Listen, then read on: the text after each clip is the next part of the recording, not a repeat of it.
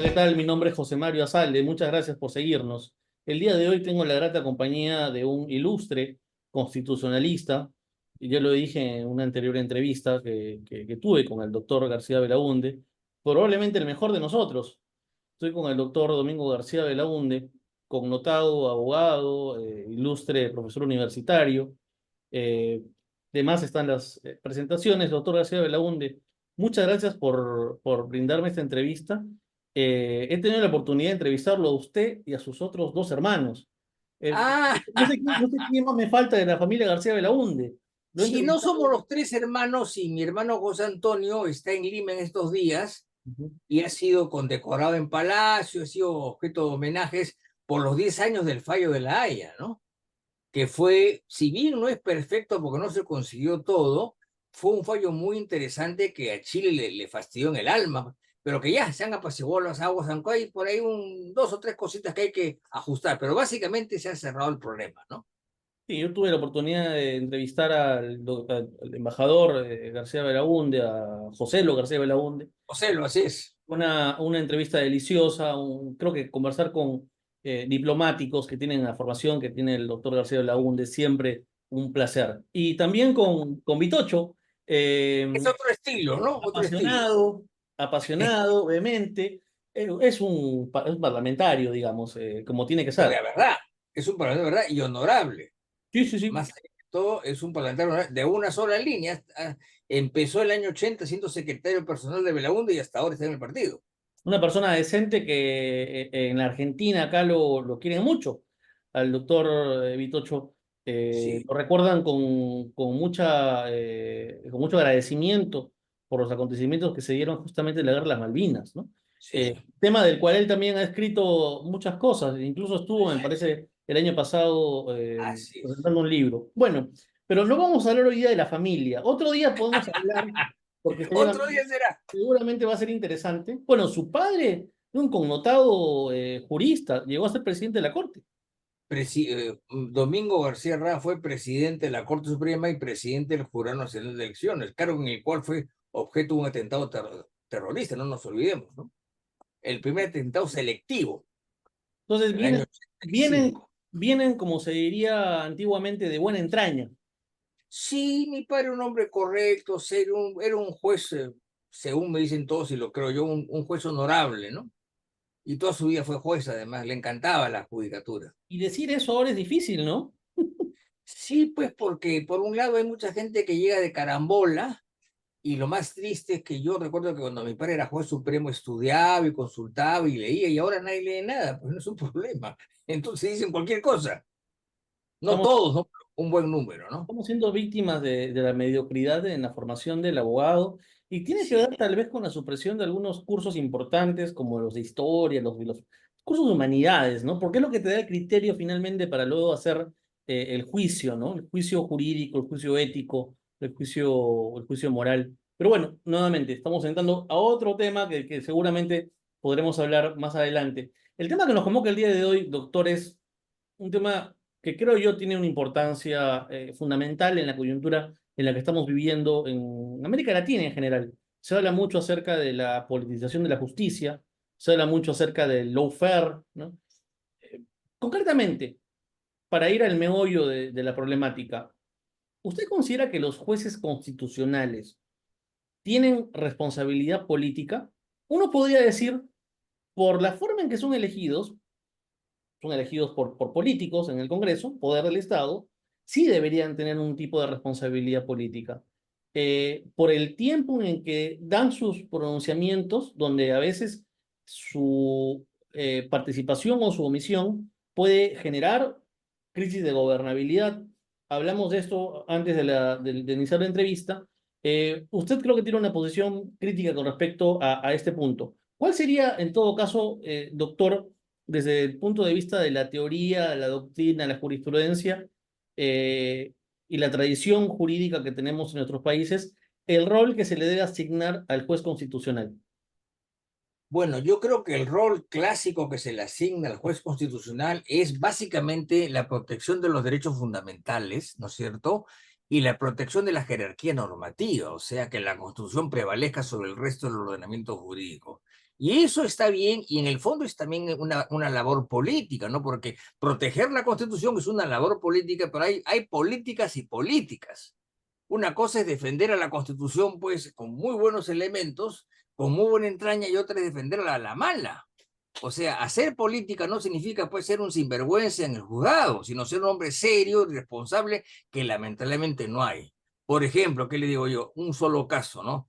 Cuando, por ejemplo, viene un juez amparado por una serie de magistrados que dan una medida cautelar en un amparo, impidiendo que el Congreso apruebe una ley de reforma parcial de SUNEDU, diciendo que la contrarreforma está haciendo política. Pero mala política, ¿por qué? Porque está interviniendo en una labor exclusiva y excluyente del Congreso de la República. O sea, el Congreso por sí y ante sí puede dar leyes. En eso no se mete nadie. Ahora, que después la ley sea cuestionada en un proceso constitucional o sea anulada es otro problema. Pero el juez no puede salirse de lo suyo. No puede decirle a los congresistas, usted no puede hacer esto. Entonces, eso es una deformación, no es una politización de la justicia, porque la justicia tiene un hálito político, ¿no? Sino es una deformación y una intromisión que no debemos aceptarla, me parece. Porque también en algunos momentos pareciera que hay un reclamo de la ciudadanía y también de la clase política para que el TC se pronuncie sobre temas que tienen un trasfondo político.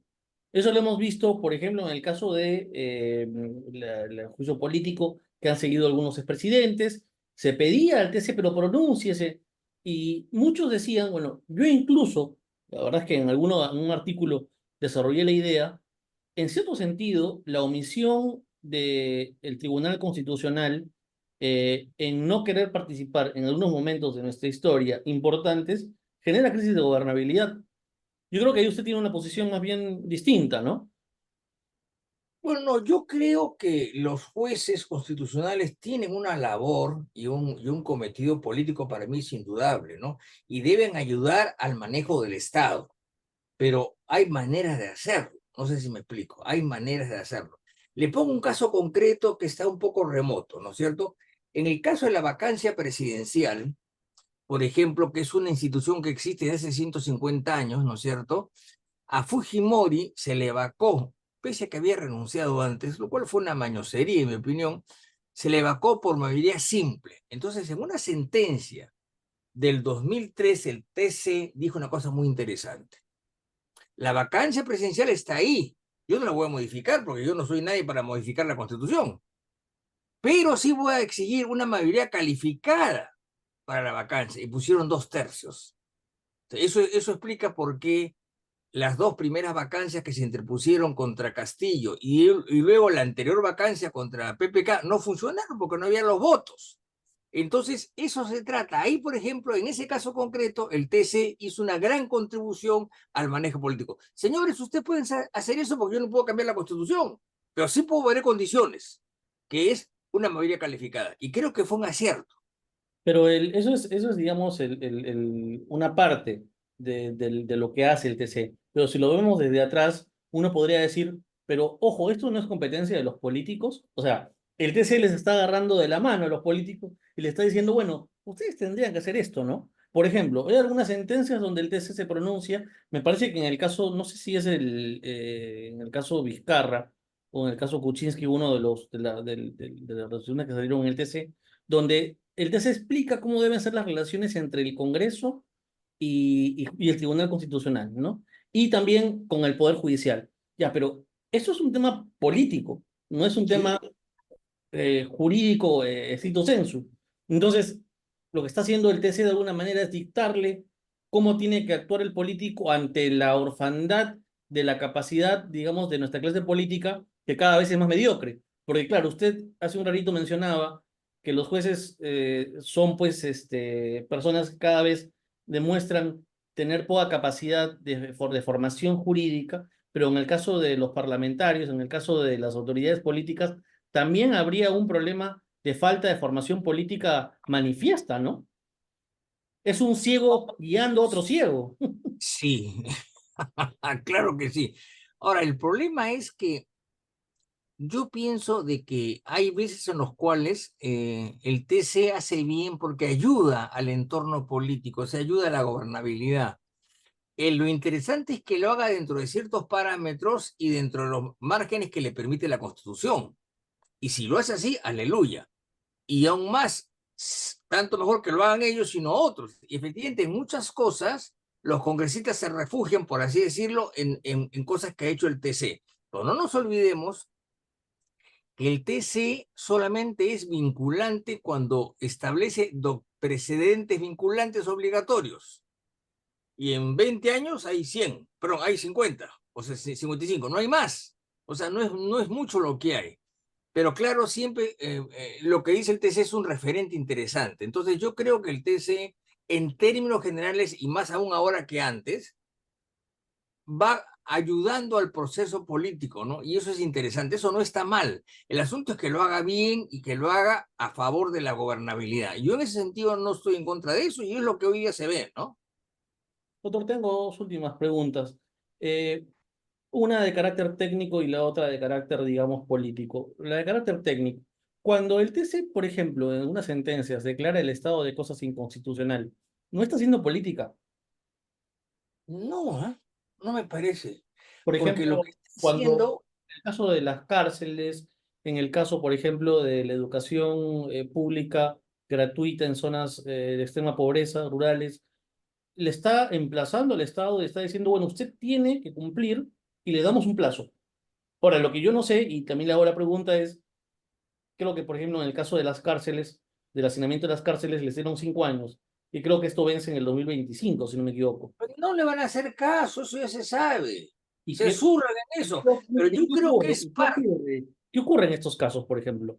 Bueno, en realidad el estado de cosas inconstitucional es una herencia de la jurisprudencia colombiana de los años 80 o 90, en la cual se dice, miren señores, este caso no es único, sino hay en un montón de sitios. Entonces yo declaro que es un estado de cosas inconstitucional por dos cosas. Uno, para que en el futuro los jueces lo tengan presente para que fallen igual. Y dos, para que de ser el caso el Ejecutivo haga algo, el caso de las cárceles, por ejemplo, que es un hacinamiento a todas luces.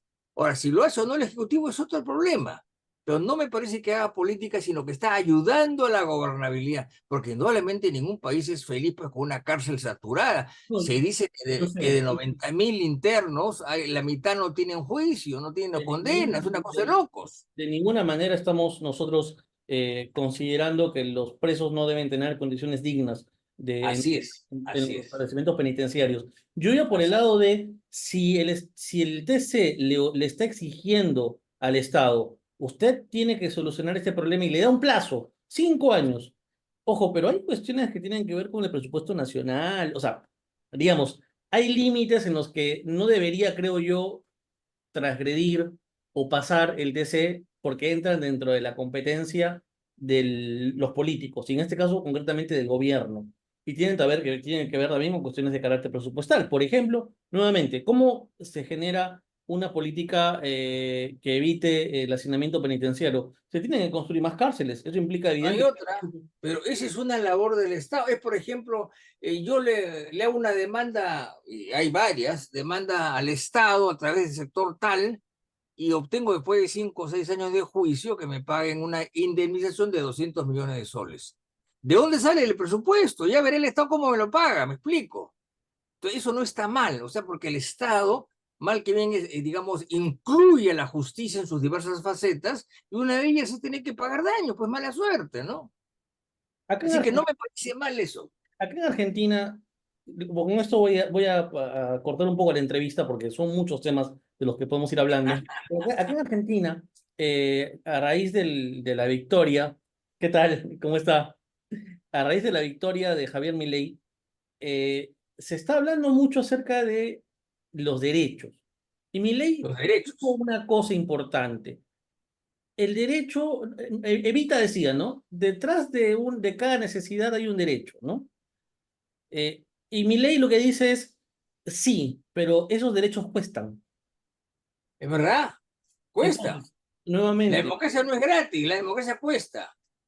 y en ese sentido, cuando el TC comienza a establecer, disculpe por insistir, pero para mí es bastante controversial lo que hace, no porque esté mal. Concuerdo con usted que, por ejemplo, es una realidad la situación de los presos, pero el emplazar al Estado y el decirles, tienes tanto tiempo para poder hacerlo. Bueno, igualmente con esta sentencia los familiares de los presos pueden recurrir a alguna instancia internacional. En este caso ya habría una sentencia, ¿no? En ese Sí. sentido, y podrían hacerlo. A lo que voy es ese emplazamiento al Estado, ¿no? Eso es algo de lo que veníamos conversando, ¿no?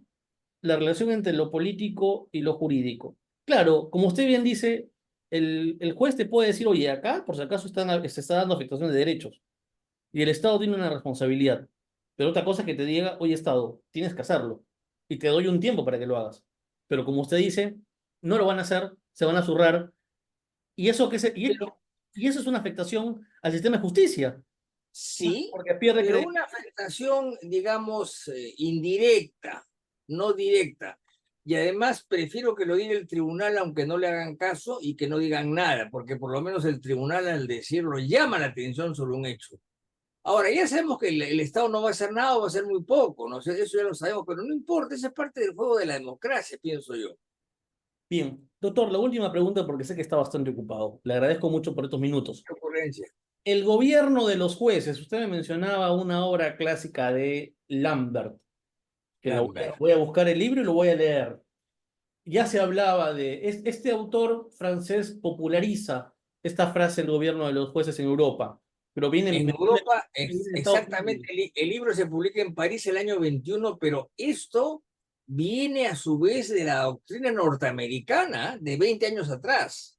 O sea, él se pone a estudiar la doctrina norteamericana y se da cuenta que los jueces son muy importantes en ese país y deciden cosas. Entonces, él usa eso. En inglés es government by judiciary, gobierno bajo la judicatura, ¿no? Entonces, él eso lo traduce al francés y lo difunde, porque no nos olvidemos que el mundo sajón ha vivido aislado, mientras que el mundo francés daba las luces a todo el mundo. O sea, todo el mundo se iba a París en los años, en el 900, en el 920, todo el mundo era, la ciudad luz la llamaban, ¿no es cierto? Entonces, él irradia esa idea que ya estaba en Estados Unidos. Y hoy día, con los años, se demuestra que efectivamente no es que manden ellos, efectivamente, pero es parte del gobierno, por así decirlo, o parte de la gobernabilidad, ¿no? Para bien o para mal. Y esto se puede evidenciar ahora en el Perú. Parte de la Yo crisis creo que está que sí. sucediendo Yo creo que tiene que sí. ver con el Para sistema. bien y para mal, ambas cosas. Y también nos podríamos remontar incluso hasta Platón, ¿no? Porque, o sea, todo el mundo se olvida, todo el mundo cuando habla de Platón piensa en la República, pero se olvidan luego de las leyes. Y en las leyes es otro Platón Es habla otro Platón, Platón viejo y prudente. y hace una revaloración justamente de la figura del hacedor de las leyes, ¿no? Y que lo vuelve un actor protagónico dentro del espacio en el que él estaba, Sí. en la Grecia de ese momento, ¿no? No, Eh, en la República no hay leyes. En la República no hay leyes, lo que hay es el legislador, el rey filósofo y punto. Las leyes vienen recién en el diálogo, las leyes que es un diálogo de vejez, ¿no? ujú. ¿Por qué? Porque Platón se decepciona luego de sus experiencias en Siracusa, ¿no? En la senectud, hace una revalorización Así es, de las así leyes. es. Doctor, ¿cómo cree usted, y tal vez es una pregunta difícil de planteársela, ¿no? Como abogado, ¿cómo cree usted que nosotros podemos contribuir a mejorar, sobre todo desde el punto de vista académico? Usted es un autor prolífico, académico de la investigación, para que el Poder Judicial tenga el rol que realmente debe tener, ¿no? Yo le mencionaba, por ejemplo, sobre una corriente que usted me decía, yo no comparto los postulados de esta No corriente, comparto enteramente, lo cual no significa que no haya aciertos, ¿no? claro, que es el neoconstitucionalismo, y que pareciera que los jueces están acostumbrados a asumir las modas, ¿no? Ahora, por Sí, ejemplo, bueno, se ha puesto de moda, pero ya estaba hace mucho tiempo en boga, el tema de la inversión de la carga, las cargas dinámicas, ¿no? Ahora se ha vuelto de moda, todo el mundo habla de las cargas dinámicas. Lo hablan, pero no lo entienden. Igual pasa con el neoconstitucionalismo. Creo que todo el mundo habla del neoconstitucionalismo, pero realmente no lo logran entender. Igual pasa con el positivismo, ojo. Creo que hay un ah, positivismo enraizado, pero funcional, porque no saben que son positivistas. claro, ¿Cómo, claro, son cómo cree positivistas sin saberlo. Sí, exactamente, por eso son funcionales. ¿Cómo cree usted? que se puede mejorar desde el punto de vista del oficio, el abogado litigante, el operador judicial, los profesores, la academia? ¿Cómo podemos contribuir en este humilde espacio que tenemos nosotros para poder mejorar la calidad del sistema de administración? Porque gran parte de lo que está pasando ahora en el país está relacionado, y creo que coincidimos, con la crisis del sistema de justicia en el Perú. Hay un proceso de deslegitimación del sistema de Sí, justicia. total. Bueno, lo único que nos queda es predicar, ¿no? Aunque prediquemos en el desierto, porque yo no soy un actor político ni un dirigente, lo que nos queda es decir, hablar, exponer, difundir, con la esperanza de que otros recojan ese mensaje y lo lleven adelante, ¿no? Porque más no podemos. Y tenemos que insistir en que hay que formar a la gente. Por ejemplo, ahora en el Congreso se está postulando la idea de una escuela de la magistratura, que sea el ingreso necesario en la carrera judicial. Me parece muy bien, ¿no? ¿Cómo es posible que haya un señor que es juez porque lo jalaron de las narices? No, no, no. Es como es en Europa, que uno entra a una escuela judicial durante 2 años, estudia 8 horas diarias y luego termina y tiene un título y recién sale a ser juez, ¿no es cierto? Entonces, por lo menos sabe, acá no saben nada. Y no saben nada, ¿por qué? Porque nadie les ha enseñado, no han estudiado nada, están en universidades de quinta categoría, etc., etc., y eso, revertir eso es muy lento. No hay que desanimarse, pero es muy lento. Doctor, tengo que hacer una, ahora ha sido una última pregunta, la pregunta final. ¿Usted considera que las personas, los abogados, los juristas, cuando empiezan a envejecer, se vuelven conservadores? No necesariamente, ¿ah? Usted se siente todavía un revolucionario? No, es que nunca he sido revolucionario, Usted, nunca, políticamente nunca. diciendo, ¿usted cómo se concibe? Bueno, no sé, pero yo tenía una famosa frase, muy presente de Churchill, que decía, si quieres tener a un hombre conservador, dale algo que conservar. ¿No? Lo cual es cierto, no, no, nunca me he considerado un revolucionario porque siempre creí en el sistema. Lo que pasa es que era contestatario porque era un sistema malo, que es otra cosa, ¿no? Pero curiosamente en mi juventud y en mi madurez he visto que el sistema ha ido mejorando, pero hace 20 años está en cascada, ¿no? Entonces, ¿qué hacer? Yo no puedo, o sea, yo Tiene no que puedo volver creer de que si esto... una generación como la suya, que Sí, justamente sea contestataria frente al sistema actual. Eso sí, debería surgir. eso sí es contestatario, yo lo soy porque yo critico todo esto, con lo cual no me identifico. Y hablo contra eso con la idea de que se mejore, pero yo ya no espero nada, evidentemente. ¿Por qué? Porque lo que se puede hacer va a tomar mucho tiempo, mucho. La educación es una larga paciencia, así de simple. Bien. Doctor, le agradezco muchísimo por estos minutos, como siempre, Encantado, tanto entrevista gusto. muy interesante y espero que podamos seguir conversando más adelante. Quedan Claro que sí. pendientes. Le mando un fuerte abrazo. Muchas gracias. Gracias también. Felicidades.